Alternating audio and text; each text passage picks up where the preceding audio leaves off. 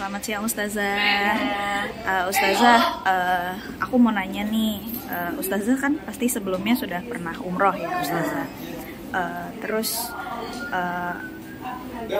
kan pas umroh tuh pasti adalah agenda belanja, mungkin belanja oleh-oleh atau belanja kebutuhan di sana. Kan kebanyakan pedagang di sana tuh ada yang bisa bahasa Indonesia gitu.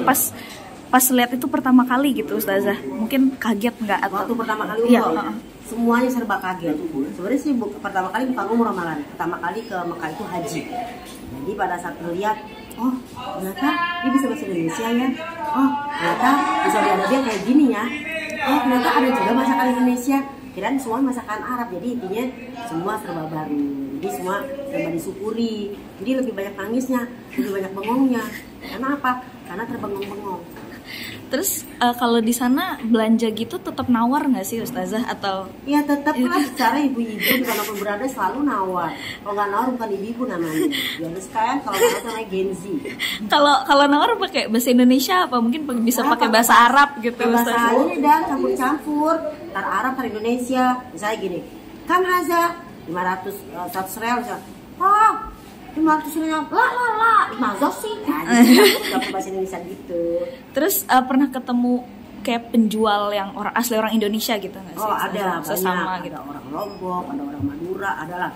Jadi walaupun kita nggak kenal dia dari Madura, misalnya dari NTB, tapi karena ketemu di Mekah, kayaknya saudara aja. Ya Allah, Madura di mana tinggalnya? Jadi so akrab gitu.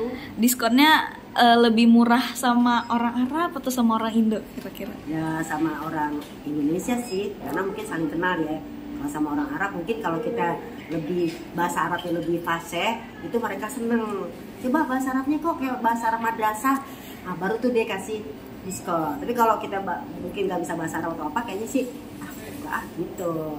Terus tanggapan Ustazah tentang tim bersih-bersih di Masjidil Haram yang kayak sigap banget bersihinnya itu kan 24 jam kan jamaah muter-muter terus tapi mereka tetap bersih. Nah, itu adalah suatu hal yang menakjubkan lah ya, karena pertama dia membersihkan Masjidil Haram, apalagi Masjid Nabawi, masjid-masjid yang memang sudah masuk di dalam hadis Nabi dan dalam Quran. Jadi itu mereka adalah orang yang beruntung. Ada sih sempat pertanyaan unik gini, kalau emang doa dikabulkan oleh Allah, kenapa dia masih jadi tukang bersih-bersih gitu kan? Harusnya kan dia kan nggak jadi tukang bersih-bersih. Itu pikiran kita. Ternyata bagi mereka itulah doanya. Untuk mereka senang berada di tempat Al-Haramain.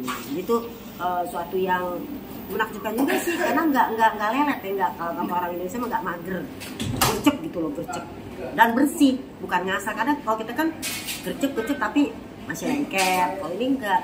Emang hebat lah tanah suci lah ya, nggak bisa diceritain lah. Tapi ada kemuliaan nggak sih Ustazah bekerja di tanah suci gitu? Ya pastinya ada loh, ada pastinya, karena kan tanah suci beda dengan tanah kita yang biasa. Tanah suci kita ngomong aja bisa jadi kenyataan, jangan kan ngomong baik, kasih sama Allah.